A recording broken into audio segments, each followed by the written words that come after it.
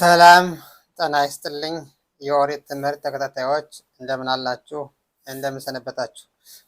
የእስራኤል ቅዱስ ኃያል የተመሰገነ ይሁንና ዛሬ የምንማረው የኦሪት ትምህርት ያው ባለፈው እንደጀመርነው እንግዲህ ስለ ኦሪት አቀባበልና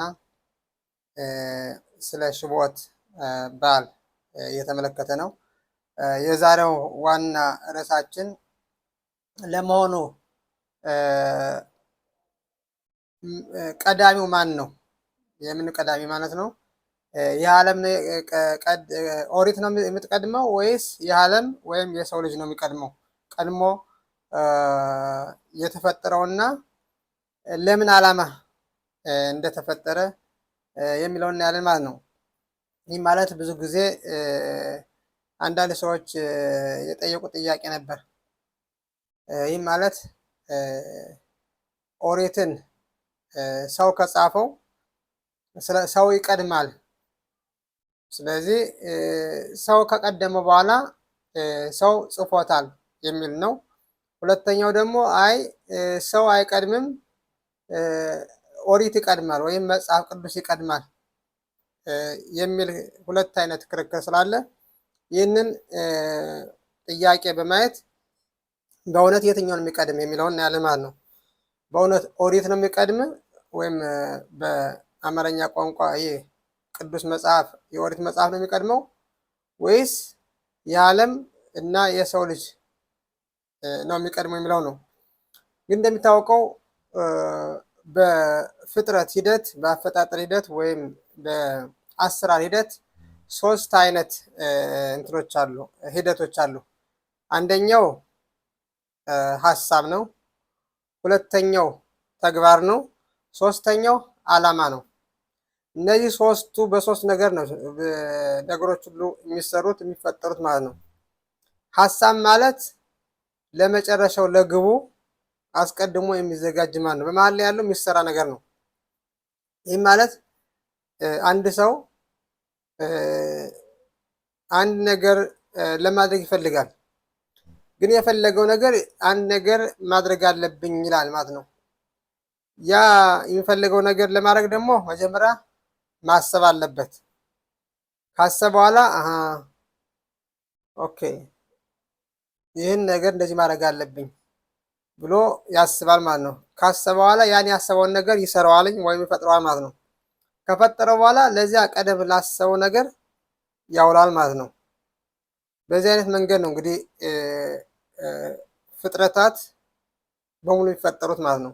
ወይም የሰው ልጆች የሚፈጥሩት ማንኛውም ነገር ግኝት፣ ዋነኛው ምርምር መጀመሪያው የሚቀድመው ለዓላማ ሲባል ነው ያ ነገር የሚሰራው። ስለዚህ ከዓላማ በፊት ምንድን ያለው ሀሳብ ይታሰባል ማለት ነው።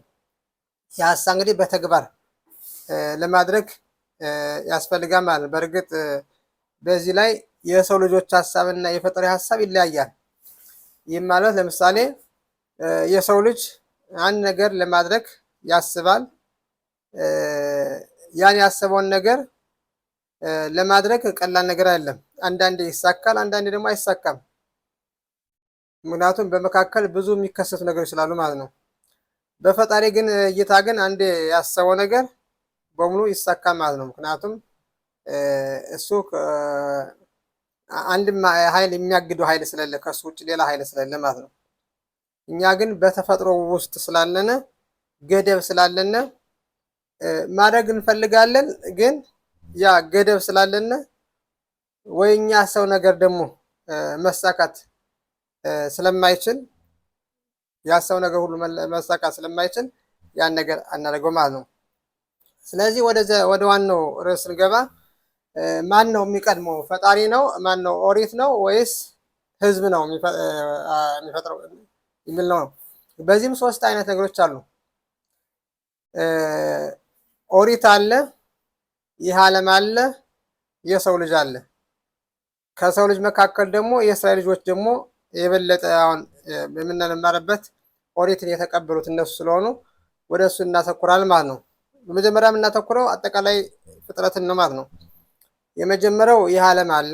ዓለም በሙሉ የምናያቸው ዓለሞች ፀሐይ፣ ከዋክብት፣ ፀሐይ ሳይቀር ማለት ነው እና አሁን ያለንበት ምድር ዓለም ማለት ነው። ከዚያ ውጭ ደግሞ በዚህ ምድር የተፈጠሩ ፍጥረታት አሉ፣ ሰውን ጨምሮ ማለት ነው አሉ ፍጥረታት አሉ ማለት ነው። ከእነዚህ ደግሞ ፍጥረታት መካከል ደግሞ ይህን ኦሪት የሚባል የተቀበሉ ደግሞ የእስራኤል ሕዝቦች የሚባሉት ናቸው ማለት ነው።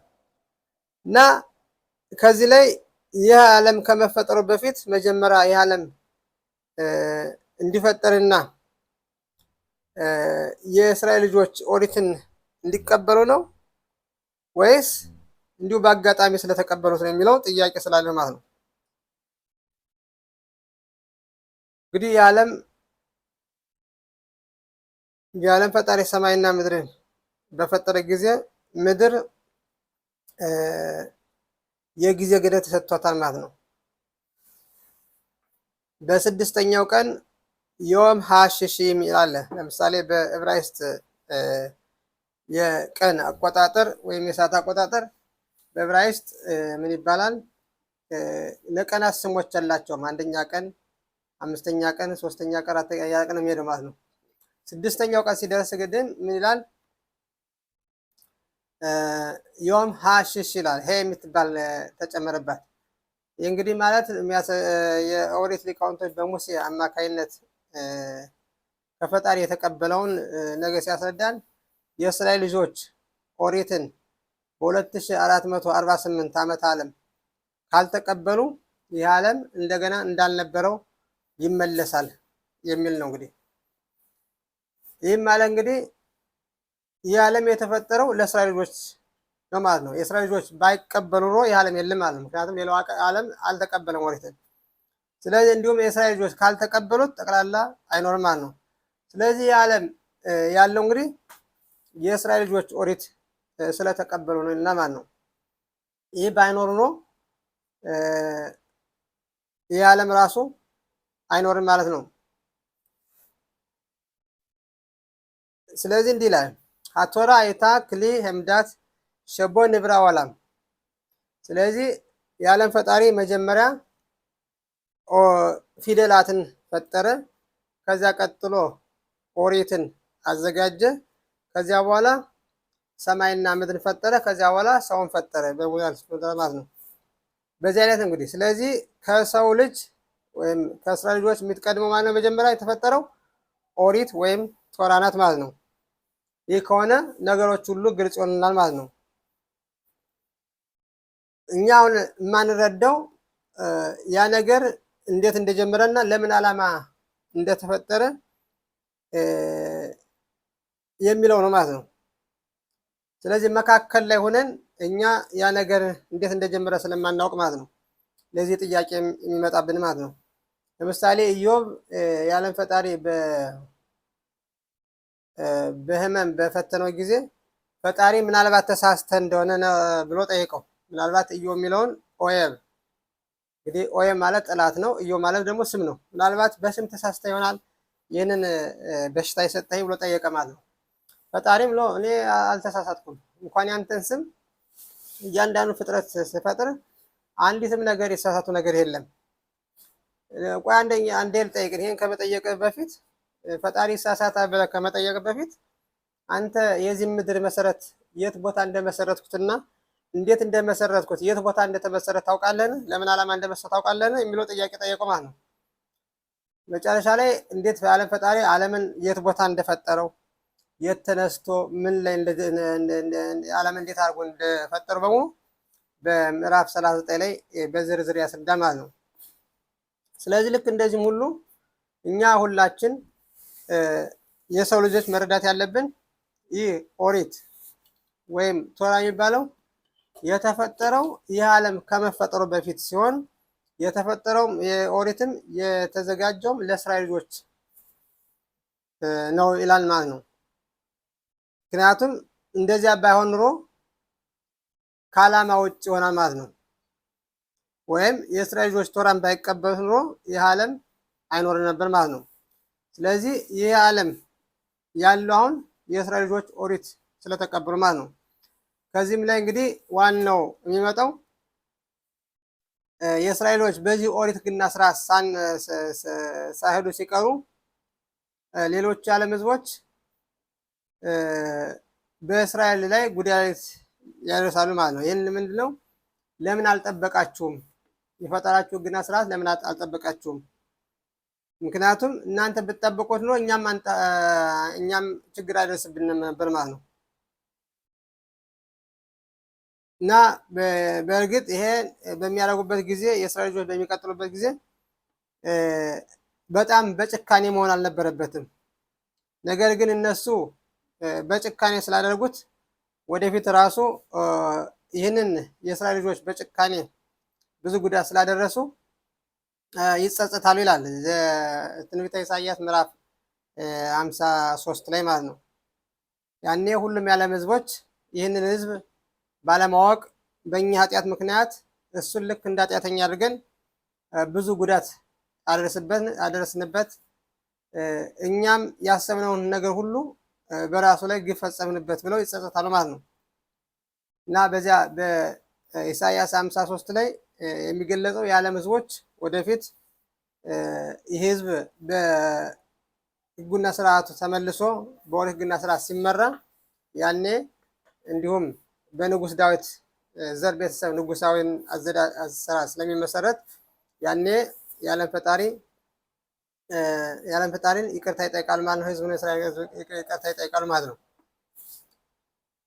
እንግዲህ ይሄ ሁሉ ዋናው ችግር የተፈጠረው እንግዲህ የእስራኤል ልጆች በገቡት ቃል ኪዳን እንግዲህ ኦሪትን ከተቀበሉ በኋላ በኦሪት ህግና ስርዓት ይሄዱ ነበር። ስለዚህ የኦሪት ህግና ስርዓት በማፍረስ ከኦሪት ህግና ስርዓት ውጭ በሆኑ ሰው ሰራሽ ነገሮች በመዳቸው የዓለም ፈጣሪ ደግሞ እነዚህን የዓለም ህዝቦችን ልክ እንደ ብትር ተጠቀመባቸው ማለት ነው። ስለዚህ ዋናው ችግሩ ያለው ከእስራኤል ህዝብ ነው ማለት ነው። ስለዚህ አንድ ነገር በየትኛውም ዓለም ሰላም ከሌለ የእስራኤል ልጆች ችግር አለ ማለት ነው። ምክንያቱም የእስራኤል ልጆች ናቸው እንግዲህ ይህን ዓለም ኃላፊነት የተቀበሉት። ይህ ማለት እንግዲህ የእስራኤል ልጆችን ዓለም በኃላፊነት ስለተቀበሉ እንዴት አድርገው ይህን ዓለም ማንቀሳቀስ እንዳለባቸው ምንድነው የማንቀሳቀሻ መክፈቻ ቁልፍ ተሰጥቷቸዋል ማለት ነው። ይህም እንደሆነ ደግሞ በሚቀጥለው ትምህርታችን እንማራለን ማለት ነው። ስለዚህ በአጭሩ እንግዲህ የዛሬ ዋና ትምህርታችን መጀመሪያ ኦሪት ተፈጠረ፣ ከዚያ ሰማይና ምድር ተፈጠረ፣ ከዚያ በዓለም ሁሉ ያሉ ፍጥረት ተፈጠሩ፣ ከዚያ በኋላ ሰው ተፈጠረ። ከሰው መካከል ደግሞ የእስራኤል ልጆች በግብፅ ምድር ህዝብ ነው ተፈጠሩ። ከዚያ በኋላ ኦሪት ተቀበሉ። ከዚያ በኋላ ኦሪትን ከተቀበሉ በኋላ ትልቅ ኃላፊነት አለባቸው ማለት ነው ለዚህ ዓለም። ስለዚህ ዓለም እንዲቀጥል ያደረጉት እነሱ ናቸው ማለት ነው። እና ለዚህም ነው በአይሁድ ህግና ስርዓት ሮሽ ሃሻና በሚባለው የአዲስ ዓመት በዓል ላይ አዮም ሀራት ሆላ የሚባለው። ይህ ማለት ዓለም ሰማይና ምድር በተፈጠረበት ቀን ልክ ሴት ልጅ እንደጸነሰች ማለት ነው። የእስራኤል ልጆች ኦሪት ሲቀበሉ ደግሞ ልክ ያቺ ሴት ልጅ መልካም ልጅ እንደወለደች ማለት ነው። ስለዚህ በአይሁድ ህግና ስርዓት መሰረት ሁለት አይነት በዓል አለ ማለት። አንዱ የዓመቱ መጀመሪያ ወይም አዳም የተፈጠረበት ሮሽ ሃሻና ወይም መስከረም ጥቅምት አካባቢ ያለው በዓል ሲሆን በፋሲካ ደግሞ የእስራኤል ልጆች የተወለዱበትና ኦሪትን ለመቀበል የተዘጋጁበት ቀን ስለሆነ ሁለት አይነት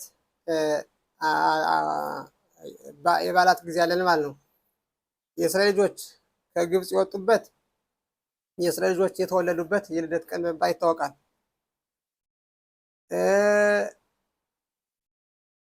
በሮሽ ሃሻና የሚባለው ደግሞ የሁሉም የአዳም ልጆች የአባት አዳምና ሔዋን የተፈጠሩበት ቀን ነው ማለት ነው።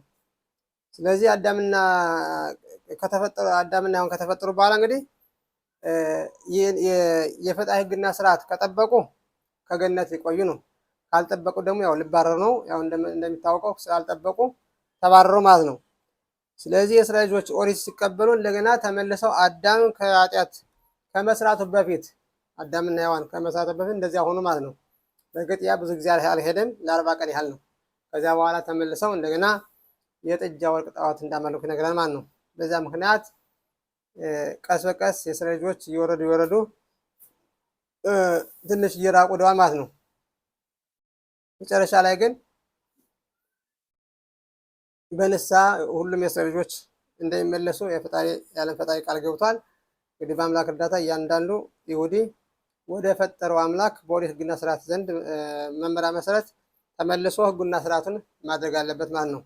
እንግዲህ ባጭሩ የዛሬው የኦሪት ትምህርት ይመስላል። በሚቀጥለው በተለያዩ የኦሪት ትምህርቶች ላይ እስከምንገናኝ ለጊዜው በደህና ቆዩ። በሩህ አዶናይ ለዓለም አሜን በአሜን።